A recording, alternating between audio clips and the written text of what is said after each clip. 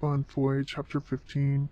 After leaving the hospital, I went to hunt. It was still too early to head for Port Angeles, and I needed to clear my head before facing Forks again. Carlisle had given me much to think about and more questions. I now knew definitely what had happened to my parents, but I still had no idea what had happened to me. I knew there were at least 11 other animal drinkers in the world, but I didn't understand why they all did it. I didn't understand either the large covens these vampires formed. How did it work? How were they bonded so closely? And the mating, of course, vampires had sexual needs and would often satisfy them with each other.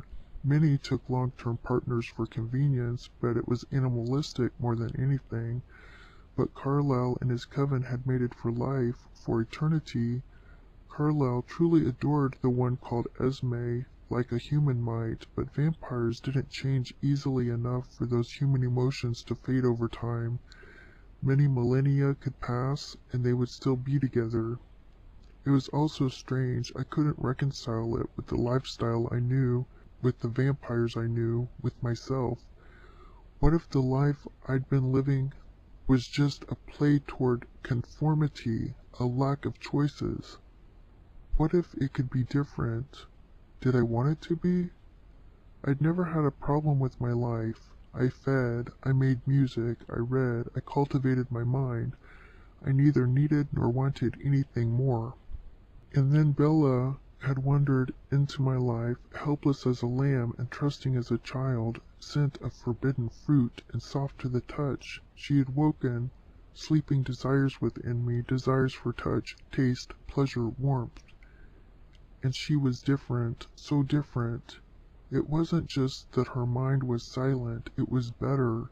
Perceptive thought, innocent, her mind was a shining example for humanity, if the rest would only follow.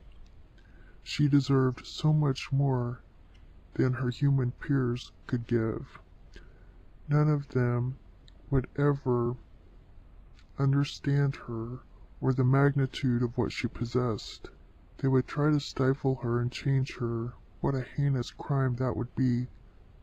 I had ventured deep into the wilderness for my hunt, and as I caught a tantalizing scent, I let instinct take over. I chased my prey fiercely, wanting to feel like the hunter I was again. It felt good to run hard, my feet pounding into the ground. The creature was around the next tree. I was upon it before it could start in fear. My teeth sank into the hot jugular, silencing a feral snarl, and the blood flowed into my mouth down my throat. It was better than the deer and rodents I'd tried, much better, closer to the taste of human blood. When I could draw no more from the animal, I pulled away, licking my lips clean. It was a mountain lion, I discovered, a huge pile of fur and claws. Interesting. I concealed the evidence and ran again, this time just for the thrill. I watched the dawn break on the eastern horizon before I turned back to my car. I reached for Port Angeles around 8. Just as the first shops were beginning to open, I hit the first few chain stores with no luck, but I expected as much. For parts to such an old vehicle, I would have to hit more specialized stores. About 5 tries later, I hit the jackpot. Apparently, rusty old Chevys were more common in this area than one would think. I purchased the part and the other necessary tools, tucked it all safely in my car, and sped back to Forks. I heard Bella talking to her father in the kitchen when I pulled up. I lingered outside to listen. "Serious about this boy, Bella?" "Yeah, Dad, I am." He sighed heavily, clearly displeased. "Does he treat you right, Bella? Take good care of you?" I could almost feel Bella rolling her eyes. "He's been wonderful to me, Dad. He really cares." "There's something off about him," Charlie grumbled. I laughed to myself. "Maybe, but I think he's just right. He's never given me a single reason not to trust him, and I doubt he's given you one either." "It's my job to look out for you, Bells. I can't just turn that off." Uh-huh, she chuckled. Is that the father talking or the police chief? Both. Her pointed comments made him uneasy. Well, can you do me a favor? As the father, can you try to be happy that I'm happy? I'll try, he conceded, but don't expect miracles and be careful, please. I don't want to see you hurt. I'll be fine, Dad, she said with a smile in her voice. I have faith in him. Faith? In me? My chest felt tight, and I didn't know what to think. I decided to get all of my supplies and start working instead of focusing on the conversation. Bella would notice me out here soon enough. I propped up the hood and evaluated the mess underneath. I decided to remove my shirt, lest it be completely soiled by the large quantities of grease. I still had to wear it all day, after all, and it shouldn't be a problem to go shirtless. The clouds promised to linger.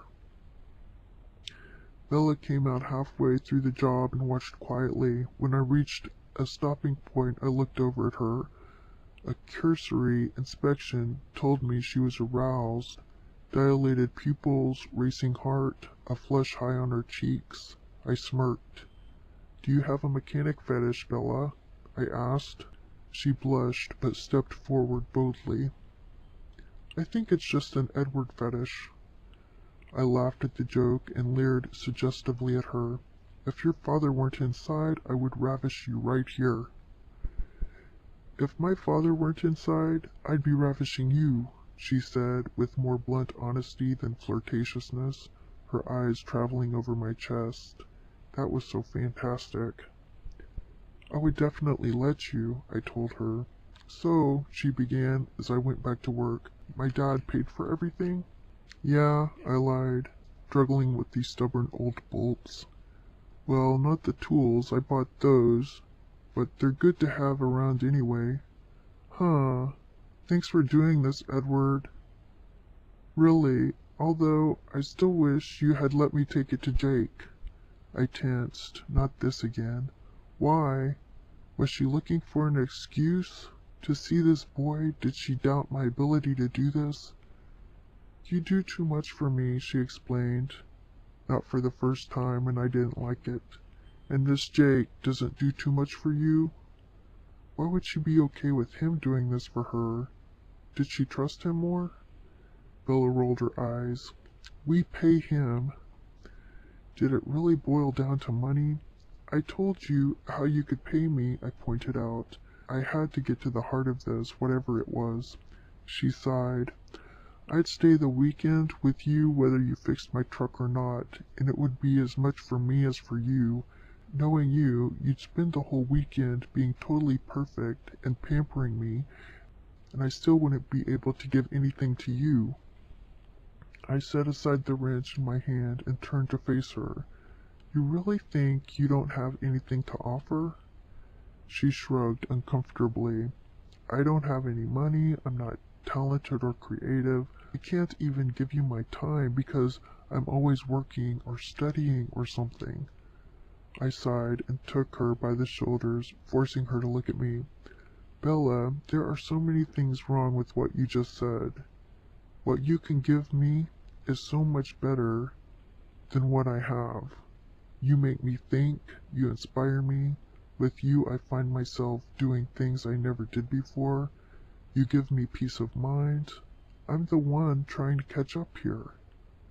I was uncomfortable with saying so much. I didn't like needing Bella, but it was clear that she occupied an important place in my life. Her eyes were misty and soft. You really feel that way? I don't lie unnecessarily, I said with a heavy swallow. And I wouldn't lie about this. Think logically, Bella. Would I put forth so much effort if I didn't think you were more than worth it? She smiled and poked me playfully in the side. Always with the logic. I shrugged. Reason is a gift. We should use it more often. Dante thought reason was a tool God gave us to understand the universe, Bella said thoughtfully. She always took me by surprise. Smart man, I agreed, although I'm iffy on the God part. Bella gave me a shove on the shoulder. Get back to work, will you? I like watching you working all shirtless and dirty for my benefit. Next time I'll wear a loincloth, I joked, but she took on a contemplative look, as though the idea had merit. We left Forks around mid-afternoon to get back in plenty of time. I drove behind her the whole way, ridiculously slow, as she was driving the truck. I didn't doubt I'd sufficiently repaired the vehicle, but anything could go wrong in that old engine. I wasn't taking any chances.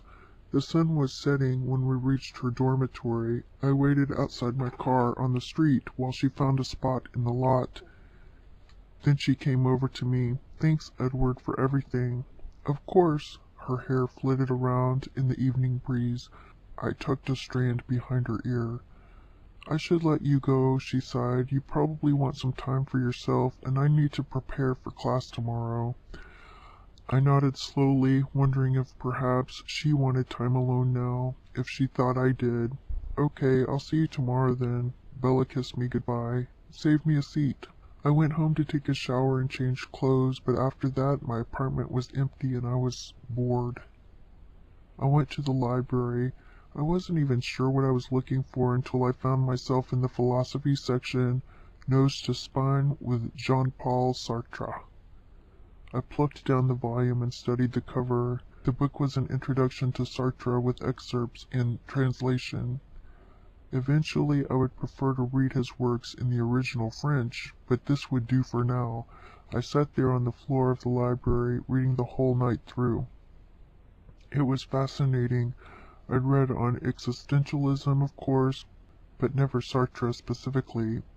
Where before it had been all about angst and nothingness, now there was something more to it. Essence. Existence precedes essence. In a subtle way, the philosophy was optimistic. Oh, there was the usual whining about humanity, mortality, and all the problems that came with it, questions of God and afterlife, but I ignored all that. It didn't really apply to me. I supposed Sartre never considered vampirism. But it was a good philosophy, the thought that we became what we are after birth rather than before. Tabula rasa, taken to a new level. We invent ourselves by virtue of the multitude of our choices. We only become what we are by the radical and deep-seated refusal of that which others have made of us. The concept of choice was very appealing, that I could decide who I was and I could reject what I'd been made into. That was power I had never really exercised. Well, until now.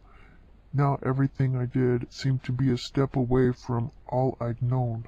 But with choice came the pivotal question, what did I want to be?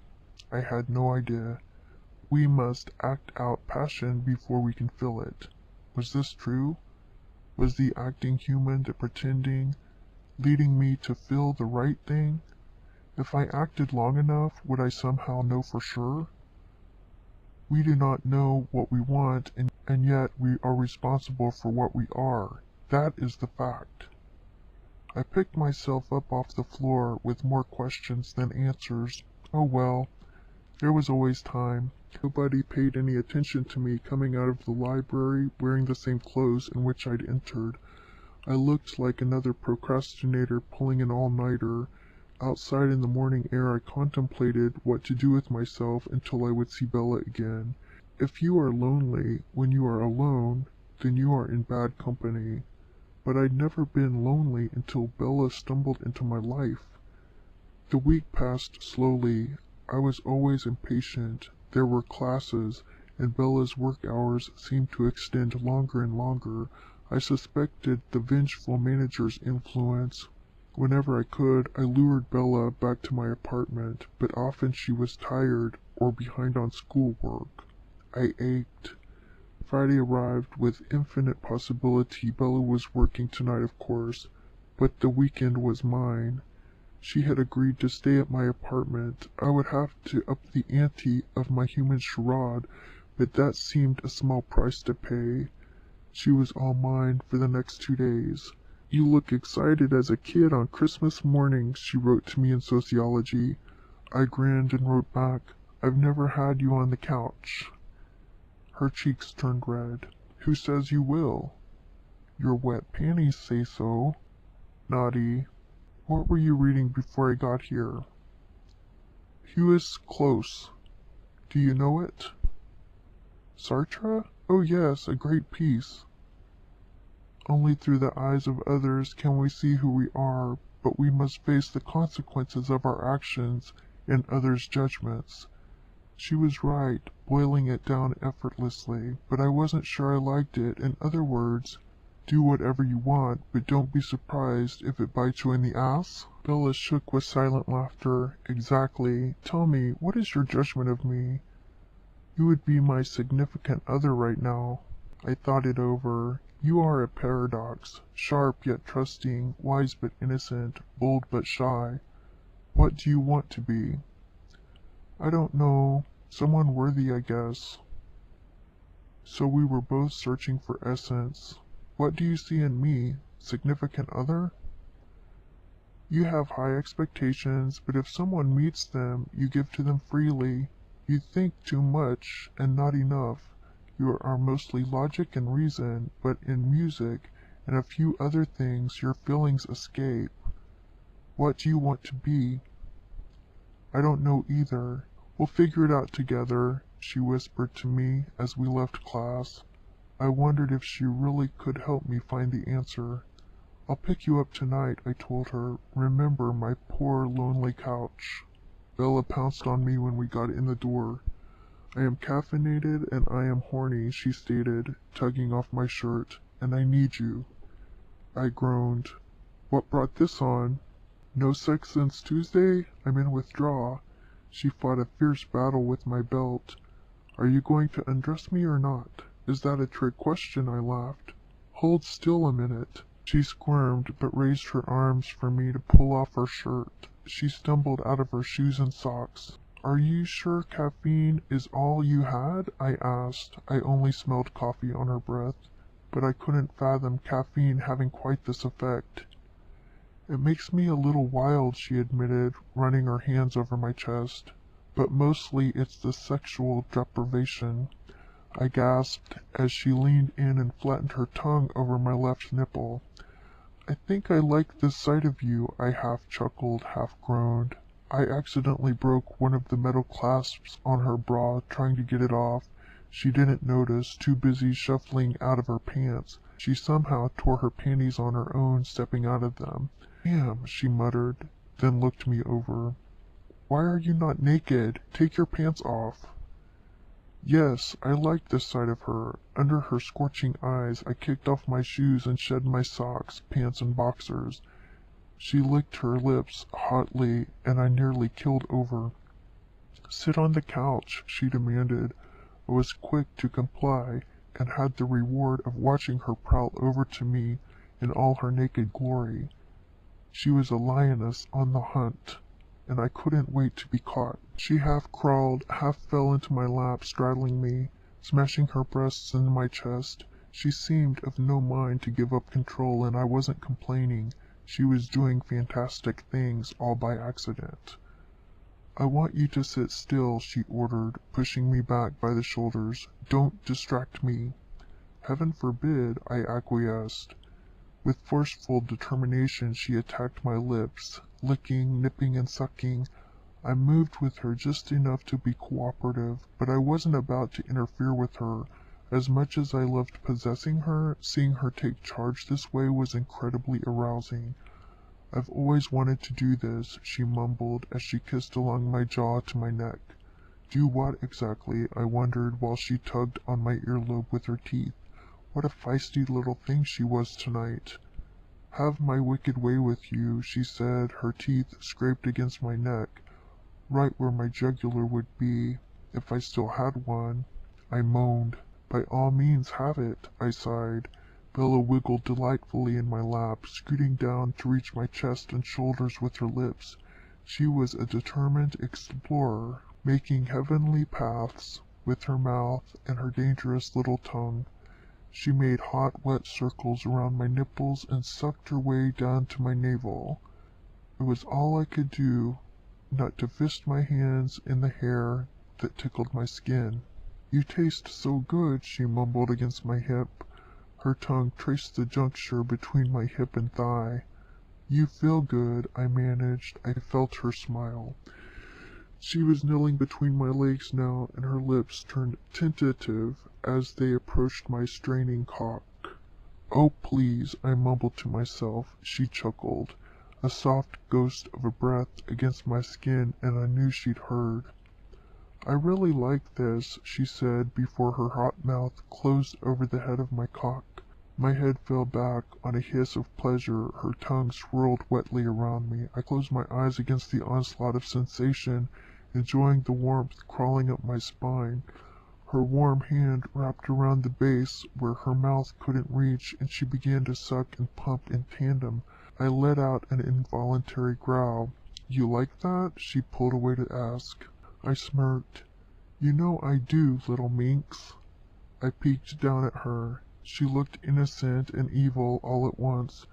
She blushed and wrapped her lips around me again. She was relentless, slow and torturous one moment, fast and eager the next, until I was panting unnecessarily and on the verge of tearing the couch cushions open. Finally she released me and crawled back into my lap. Her lips were swollen and her eyes were lusty, and they darkened as she slid down on my waiting shaft. She held to the back of the couch for leverage as she began to rock. I wouldn't last long, watching her take her pleasure, breasts bouncing and lips parted. She was in her element, absolutely beautiful. I would remember this to replay in my mind's eye centuries from now. Little moans escaped her lips, and she leaned into me, touching her forehead to mine, her hair falling around us both. She was getting close. I watched her closed eyes flutter as I helped her move with my hands on her hips. Tell me what you need, I breathed. She quivered. Touch me, she whispered shakily, kept one hand on her hip, and brought the other up to her breast, lightly fingering her nipple. She whimpered and brought herself down harder onto me, rocking faster. I shifted my hips, driving into her. I pinched her nipple. She clenched around me and cried out, tossed her head back wantonly. Watching her ecstasy drove me to my own, and I emptied myself into her heat. Bella collapsed weakly against me, suddenly small against my chest. She was vulnerable again, giving herself to me in a different way now. I held her carefully and stood, walking us back to the bedroom. I lay down with her still on top of me. She was already asleep.